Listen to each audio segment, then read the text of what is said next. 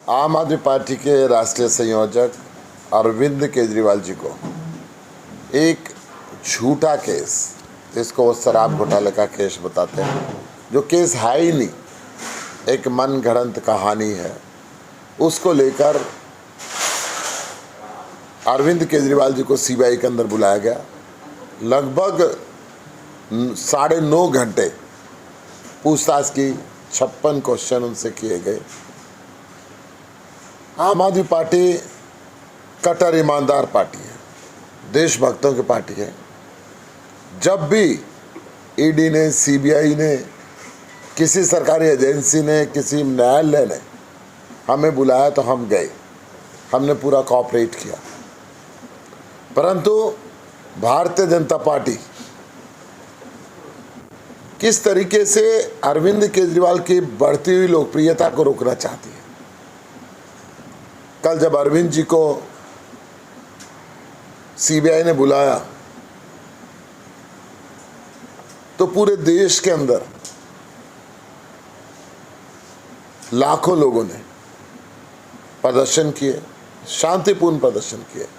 आम आदमी पार्टी के जाबाज कार्यकर्ताओं ने दिल्ली के अंदर प्रदर्शन किए, परंतु भारतीय जनता पार्टी इस लोकतांत्रिक अधिकार को रोकना चाहती है। शांतिपूर्ण प्रदर्शन कर रहे कार्यकर्ताओं को, हजारों कार्यकर्ताओं को दिल्ली के अलग अलग थानों के अंदर डिटेन करके रखा। पंजाब की कैबिनेट, दिल्ली की कैबिनेट और दिल्ली के सांसद जब सीबीआई मुख्यालय के बाहर चुपचाप बैठे हुए थे, करीब शाम को 4 बजे के बाद उनको सड़क पे घसीटा गया, उनके साथ हाथापाई की गई और उनको वहां से ले जाके नजफगढ़ थाने के अंदर बंद किया गया। क्या सांसद, मंत्री, कैबिनेट मंत्री और विधायक कहीं शांतिपूर्ण तरीके से बैठ भी नहीं सकते? क्यों ऐसा रवैया उनका आया? जो क्रूर चेहरा भारतीय जनता पार्टी का कल देखने को मिला, मेरे समेत हमारे बाकी सभी सांसदों को, विधायक मित्रों को,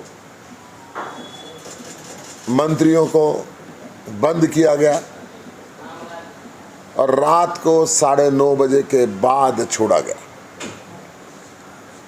ना कोई अपराध बताया।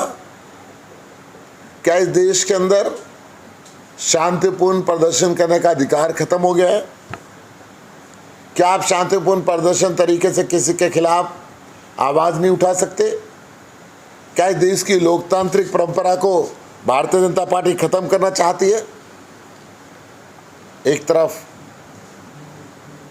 ईडी और सीबीआई मिलके हमारे स्वास्थ्य मंत्री, हमारे पूर्व शिक्षा मंत्री, इनके खिलाफ आज तक 1 रुपए का आरोप नहीं लगा पाए। और दूसरी तरफ जो भी भ्रष्टाचारी नेता बीजेपी के अंदर जाता है, वो एक वॉशिंग मशीन से साफ होके उज्ज्वला माना जाता है। ये कौन सी मशीन है इनके पास कि जितने भ्रष्टाचारी हैं सारे भारतीय जनता पार्टी के अंदर इकट्ठे होते जा रहे हैं? ये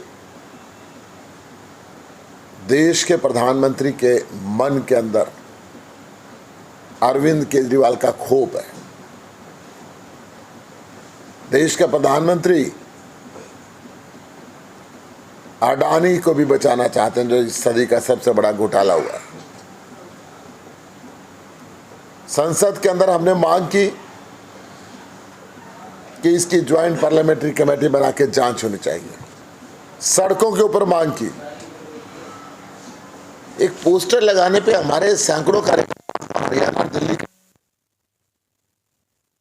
एक पोस्टर लगाने पे, एक ही पोस्टर के लिए एक दिन में कई दर्जनों एफआईआर दर्ज होती है।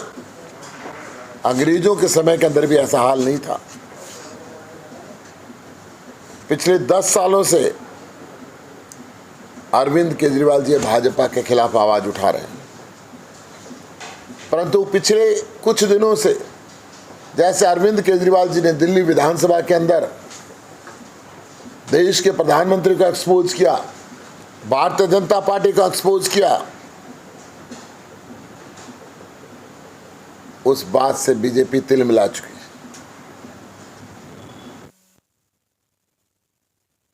मोदी जी को सहन नहीं हुआ, इसलिए अरविंद केजरीवाल जी को सीबीआई का सम्मन भेजा गया।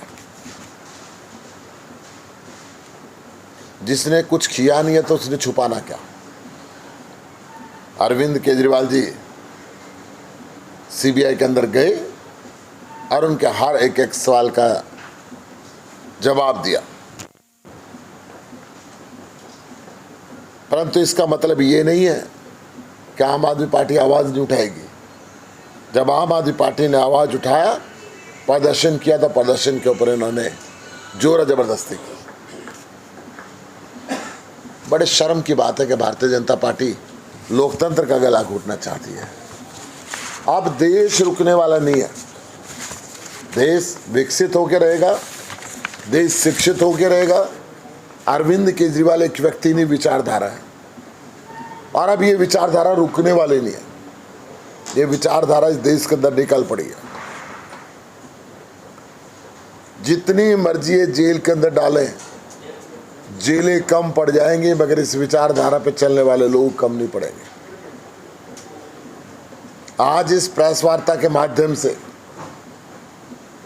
मैं बीजेपी सरकार को ये कह देना चाहता हूं कि तानाशाही शासन, अंग्रेजों से भी बर्बर शासन जो आप चला रहे हैं, लोकतांत्रिक अधिकार लोगों का कुचल रहे हैं, यह अब लंबा चलने वाला नहीं है। देश की जनता सवाल पूछ रही है कि आप गैर कानूनी तरीके से विपक्षी नेताओं को कब तक कुचलना चाहेंगे? क्या आपकी नीयत आम आदमी पार्टी को तोड़ना है, बिखेरना है? ये ताकत अब आपके अंदर नहीं है। आम आदमी पार्टी एक राष्ट्रीय पार्टी बन चुकी है। पूरे देश के अंदर इसका जनाधार बढ़ता जा रहा है। पूरे देश के लोग अब अरविंद केजरीवाल को चाहते हैं। पूरे देश के लोग एक शिक्षित प्रधानमंत्री चाहते हैं। जय हिंद साथियों। Any question? गुप्ता जी, सियासत में और सरकारों में ये चीजें चलती है, जो हो रही है पहले भी होती थी, लेकिन कानून और कोर्ट्स पे भरोसा नहीं है आपको? कानून और कोर्ट पे पूरा भरोसा में, इसलिए जिस एजेंसी ने बुलाया जब गए, जिस न्यायालय ने बुलाया तब गए। परंतु ये चीजें पहले कांग्रेस ने भी चलाई थी, तो कांग्रेस भी हाशिए पे चली गई थी। आपको इमरजेंसी के दिन याद होंगे, इमरजेंसी के अंदर ऐसी हालात हुई थी। और आज घोषित इमरजेंसी भारतीय जनता पार्टी ने लगा रखी है। जिस तरीके से ईडी और सीबीआई के माध्यम से, जिस तरीके से पुलिस के माध्यम से विपक्षी नेताओं को दबाया जा रहा है, ये उस इमरजेंसी से कम नहीं है। क्या दूसरी विपक्षी पार्टियों की तरह आम आदमी पार्टी जो अपने आप को सक्षम और मजबूत मान के चलती है, आम लोगों की पार्टी मानती है, उसको भी मोदी फोबिया हो गया है, यानी प्रधानमंत्री का फोबिया होगा? जब भी कोई आरोप लगता है तो सीधा ही नाम प्रधानमंत्री के भी जाता है। देखिए, ये जो अफसर है ना बुलाने वाले, ये भी दबी जबान से बोलते हैं, और इस देश में सबको पता है अगर प्रधानमंत्री का निर्देश ना हो तो ये ज्वाइंट पार्लियामेंट्री कमेटी बन चुकी होती है अडानी घोटाले का पर्दाफाश करने के लिए। क्योंकि प्रधानमंत्री जी के साथ वो हवाईजहाज में घूमते हैं, क्योंकि प्रधानमंत्री जी ने उनको एयरपोर्ट, बंदरगाह, रेल, सेल सब कुछ दे दिया है। क्योंकि प्रधानमंत्री जी के साथ अपने साथ रह के विदेशों में ठेके दिलवाए और उसको दुनिया का 2 नंबर का सबसे अमीर व्यक्ति बना। देश की जनता जानना चाहती है कि अगर इसने कोई निर्दोष है तो ज्वाइंट पार्लियामेंट्री कमेटी क्यों ना बने, उसकी जांच क्यों ना हो? क्या कारण है? क्या आज तक ईडी और सीबीआई भी उसके यहाँ नहीं गई? देश की सर्वोच्च सत्ता पर बैठे हुए लोग। आपका मुद्दा अरविंद केजरीवाल है, जो इसके संयोजक आम आदमी पार्टी के, बात उसकी है। मैं वही बता रहा हूँ, उसी ने अरविंद केजरीवाल जी ने दिल्ली की विधानसभा के अंदर भारतीय जनता पार्टी के भ्रष्टाचार का भांडाफोड़ किया, नरेंद्र मोदी जी की इस कहानी का भांडाफोड़ किया, और यही कारण है कि उनको सीबीआई ने संबंध दिया।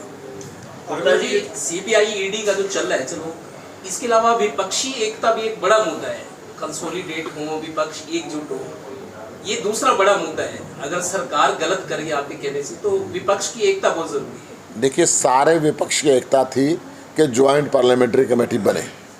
18 दलों ने इकट्ठा होके पूरे संसद के बजट सत्र के प्रथम सत्र में और दूसरे सत्र में लगातार मांग की, लगातार प्रदर्शन किए, परंतु सरकार आंख और कान बंद करके बैठी हुई।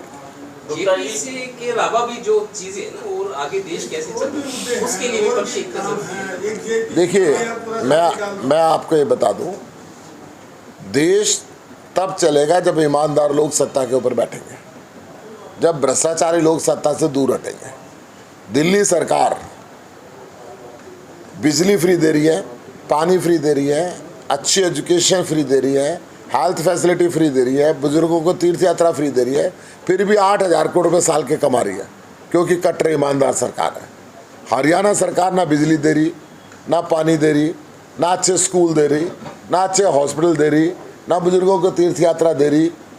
किसान परेशान है, जवान को नौकरी नहीं मिल रही, 50,000 करोड़ रुपये साल का घाटे का बजट है, 4 लाख करोड़ रुपये का कर्जा है, क्योंकि बेईमान सरकार है।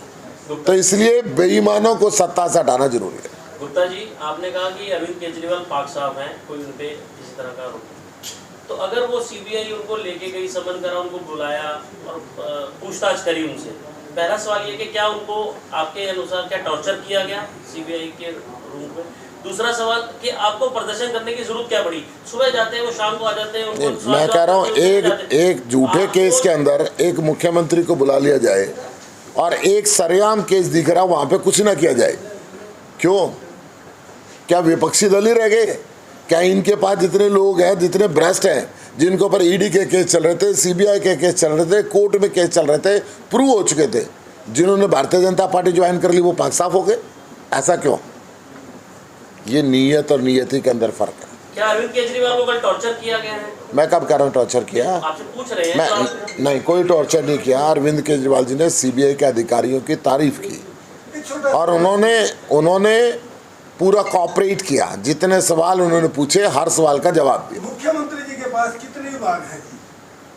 मुख्यमंत्री जी के पास दिल्ली सरकार के कितने विभाग हैं? मुख्यमंत्री जी बताएंगे ये बात तो, नहीं, परंतु नहीं, मैं आपको बता रहा हूँ, मुख्यमंत्री जी बताएंगे, परंतु सुनिए, मुख्यमंत्री भी हैं और वो राष्ट्रीय संयोजक भी हैं पार्टी के। वो ओवरऑल हर मंत्री के काम को देखते हैं, इनडायरेक्टली तो हर विभाग पे उनकी पैनी नज़र है।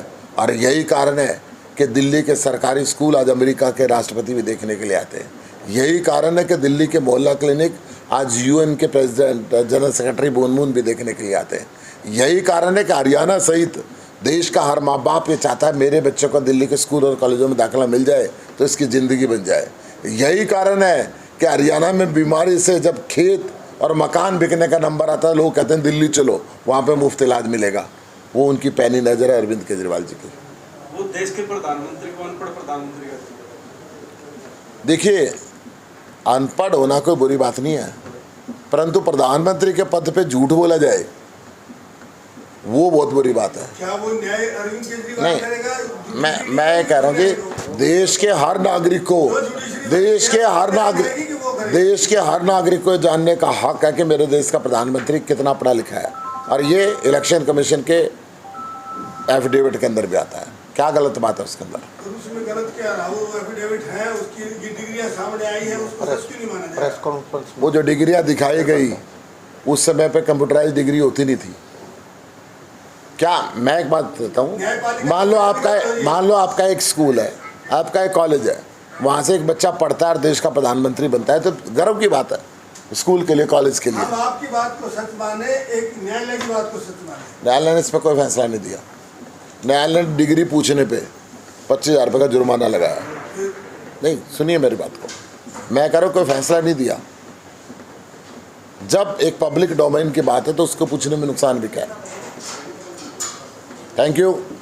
बस ये हरियाणा में आम आदमी पार्टी की टीम कब सामने आ रही है, मजबूत टीम? मजबूत टीम अभी अप्रैल चल रहा है, अप्रैल में ही आपके सामने आएगी। कितने सवाल पूछे गए थे केजरीवाल जी से? 65 सवाल पूछे। इसी अप्रैल में 56 हत्या की गई है सरेआम गुप्ता जी, और इसी अप्रैल में या अगले अप्रैल में? इसी अप्रैल में। देखिए, मैं इसमें एक बात कहना चाहूँगा, इस देश में कानून का राज होना चाहिए, बदमाशों को कड़ी से कड़ी सजा मिलनी चाहिए कानूनी प्रक्रिया के तहत।